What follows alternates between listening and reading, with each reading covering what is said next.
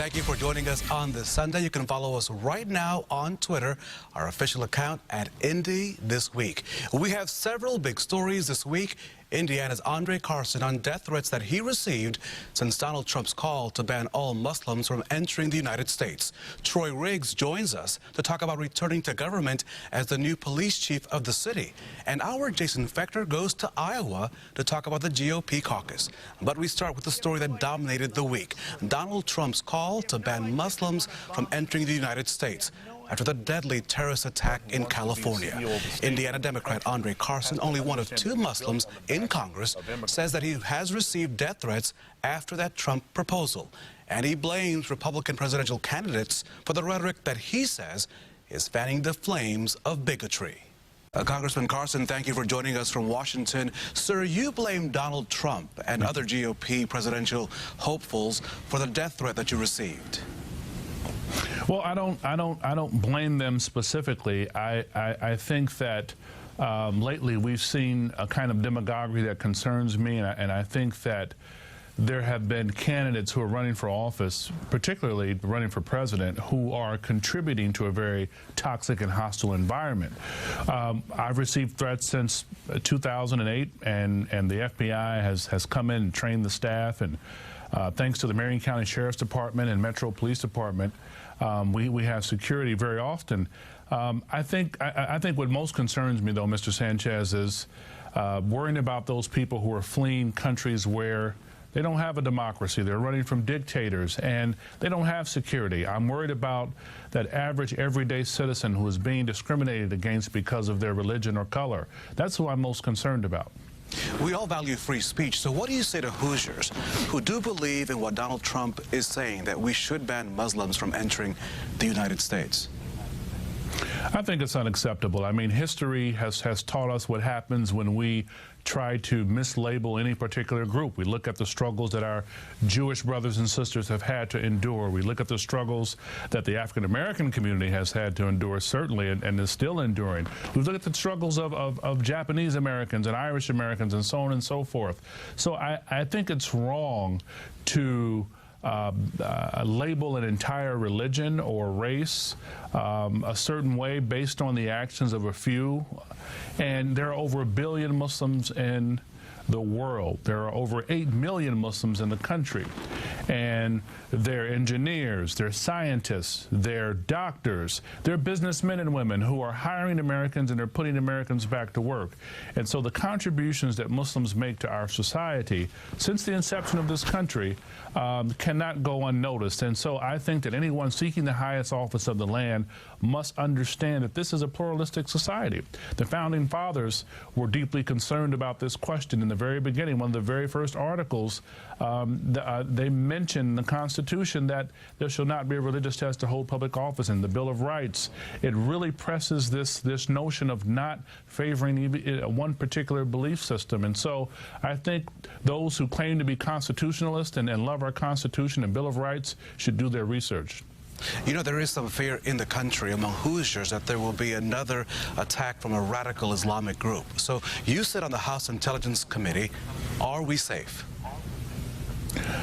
I think that as being a member of Congress, I think I'm the only member of Congress who has worked in an intelligence fusion center, and I can tell you that the FBI, Department of Homeland Security, State Department, state and local law enforcement across the country are working tirelessly each and every day to keep Americans safe. I think our largest concern is and will always be lone wolves, those people who go online or read books and become self-radicalized through an extremist form of Christianity, Judaism, Islam, Hinduism, or even those who are non-theists who just have a political agenda that they want to exact through forms of intimidation. So we have to always watch out for lone wolves who become self-radicalized. Now, a remedy to that has been what the administration has proposed, and that is the Countering Violent Extremism Initiative, or the CVE as it's commonly known. And that's bringing in federal law enforcement, working with local law enforcement, as well as mental health professionals and even educators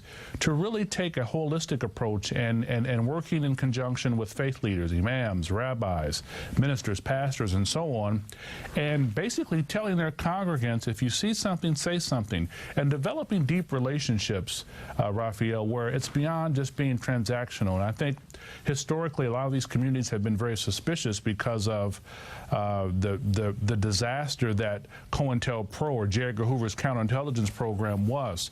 And so now they're trying to kind of redo the work and approach things quite differently. And I think that there have been a lot of successes. There are a lot of terrorist attempts that are thwarted each and every day that you'll never hear about because these communities, particularly the Muslim community, are working with law enforcement to prevent these attacks. So does Donald Trump owe you and the Muslim community an apology?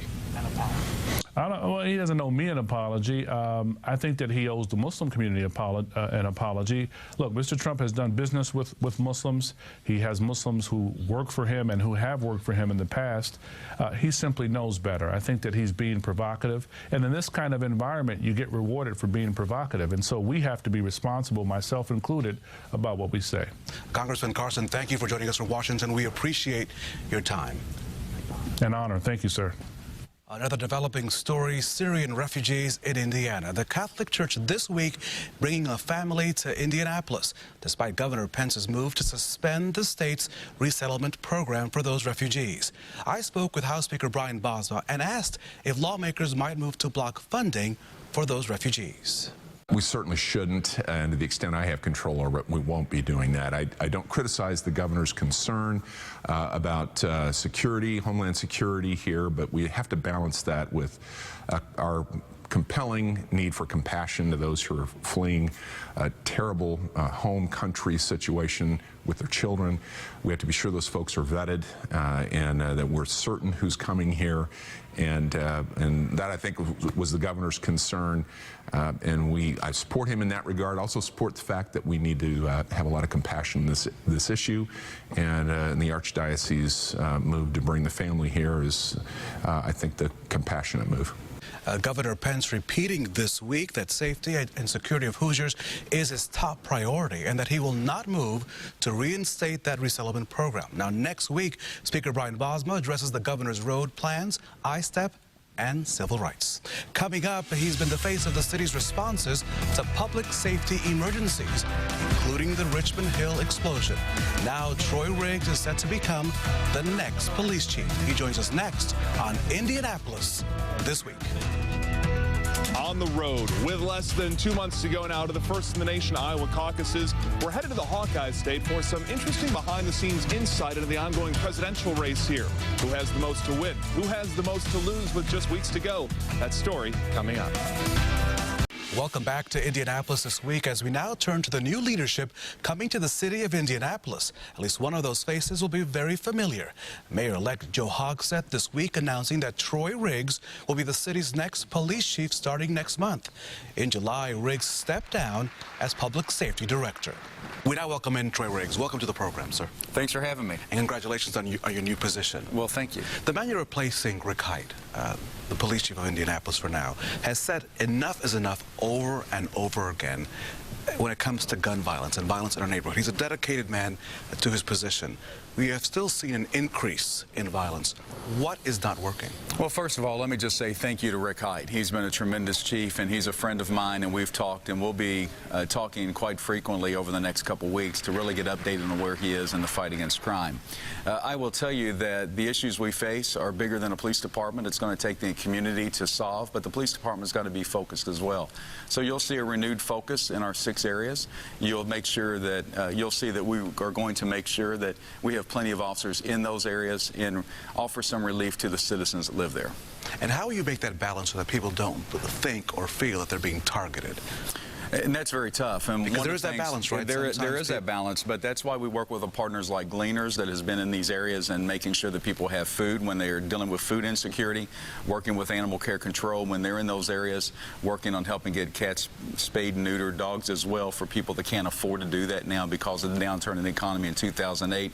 We have to be a part of offering solutions, but at the end of the day, we also need to focus on those committing violence and not just making quantity arrests. We got to be focused focused on quality arrest. You've heard of neighborhood groups who say, look, you often talk about partnerships, but those that are on the ground, those that have to do the work, have seen a cut in funding when it comes to the work that they have to do to help improve social services in those neighborhoods.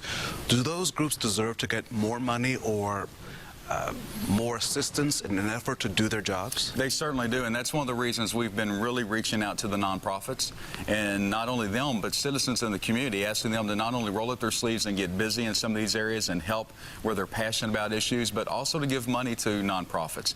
I just left a meeting just a little while ago, and we were talking about potential money going into these areas in the future. I think that will continue, and I think that will grow, but one thing's for certain. I've been to the White House, I've been to Capitol Hill.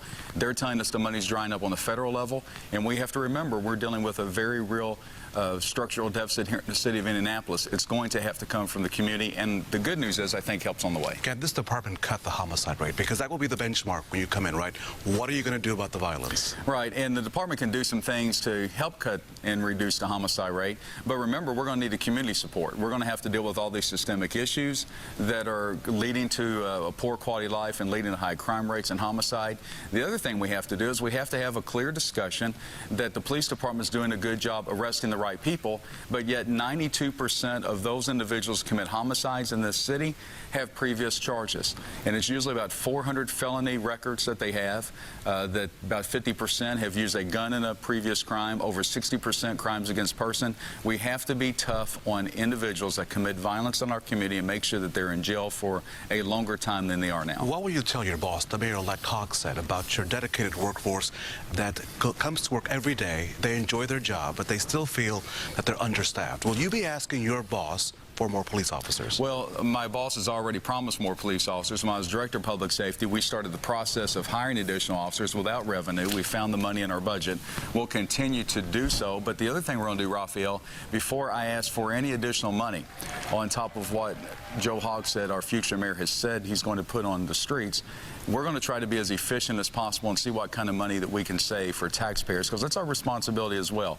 We think that we have a very good workforce, a very dedicated workforce, and I've already told the mayor one of the reasons that I decided to take this job is because I know the quality of men and women that we have in uniform in this city. They want to do the good job, and I want to be the type of leader to give them that opportunity. Troy Riggs, thank you so much for joining us on the program. Best of luck, the next police chief of Metro Police. Thank you. Thank you.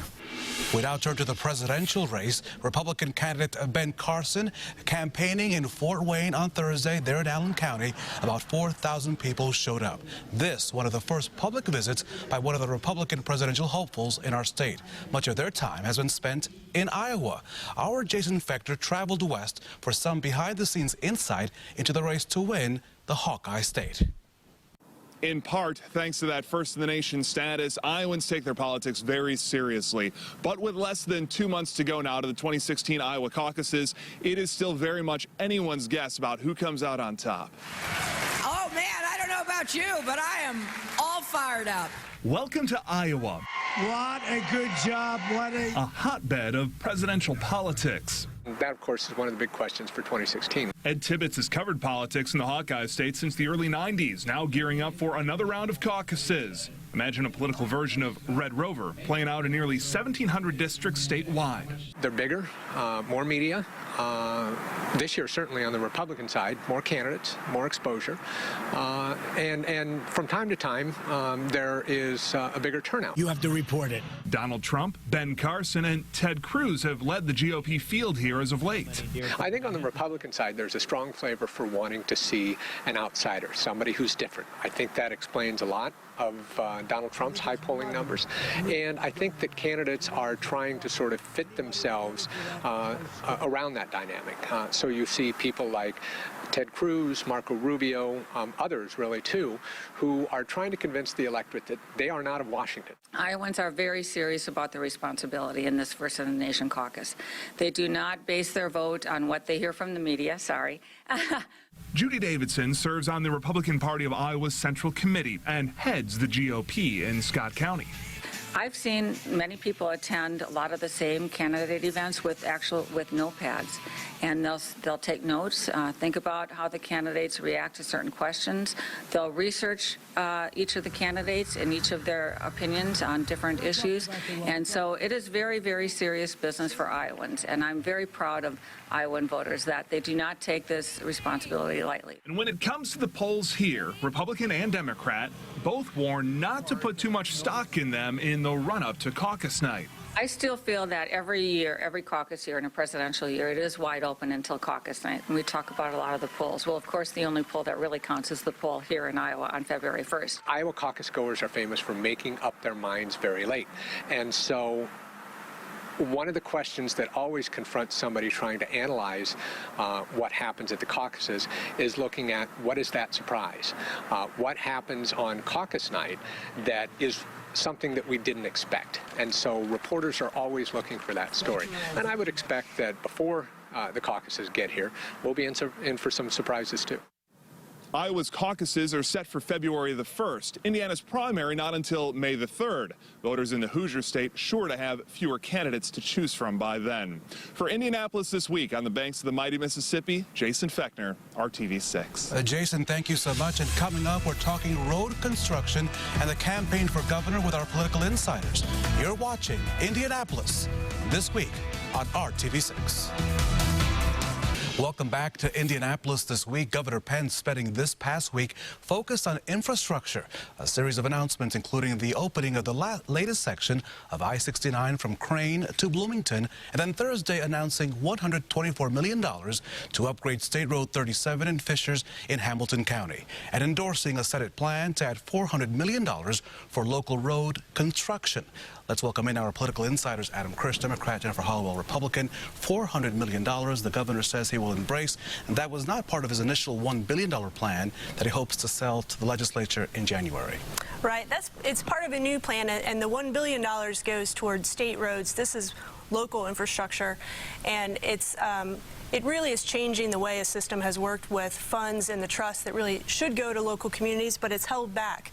And I think because of technology and other reasons, they've said we can go ahead and put a kind of infusion of cash to local communities to fund some of these infrastructure needs. So it's really a big step forward, and this is $1.5 billion of infrastructure improvements that we're going to see over the next couple of years. Adam, I'm always surprised when government finds money that they knew that they had. We've had crumbling roads for a while. For a number of administrations, not either Republican or Democrat, but the money's been there. Why not spend it if we had it? Well, why didn't we spend it is interesting, because Governor Pence is once again late to the game on this one. Over the summer, he said that infrastructure isn't a problem, and then infrastructure was a problem, and then he came late to the game with a state-only bill. Now, I'm happy to see Senate Republicans have said what Democrats have been saying for a long time, that our infrastructure problem is not just state roads, but local and county roads as well, and they need to be addressed. So I'm happy to see something going on, but after months and years of Pence saying everything is fine, it just doesn't ring true. I don't think that ever was the message coming out, but Democrats really don't have much credibility on infrastructure issues. It has been Republicans over the past several years who have put billions of dollars into infrastructure across the state, including major moves, which started under the previous administration, Mitch Daniels' administration, which Democrats all opposed. And so, I mean, Republicans have a solid record on infrastructure, and this isn't something that is just, new or happening in Indiana. All across the country, infrastructure is a challenge for states and cities. And the announcements of the last couple of weeks by the governor and Republicans in the legislature are going to make a big impact. On the national front, we've heard a lot this week from Donald Trump and his call to ban Muslims from coming into the United States. Of course, Carson, the Democrat from Indianapolis, saying that was just outrageous. Can this message continue? Because there are some people who believe what Donald Trump is saying. Well, the plurality of Republican primary voters agree with what Donald Trump is saying. But not all. But not all. A majority of Republicans disagree, and a majority of Republicans have denounced those comments by Donald Trump, along with a lot of other comments by Donald Trump over the last few months. And then they turn around and say they'll support him if he's the nominee. I mean, we saw Mike Pence do that this week. Mike Pence did exactly that this week. Said he disagreed, and he will support the Republican nominee.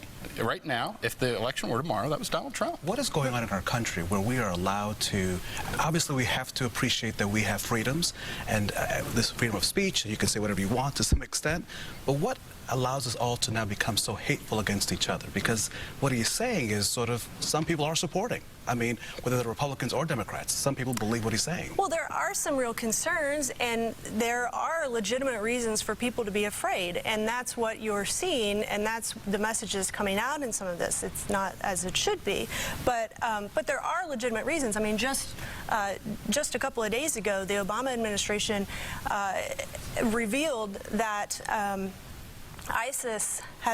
they've discovered that ISIS has the ability or has access to fake passports.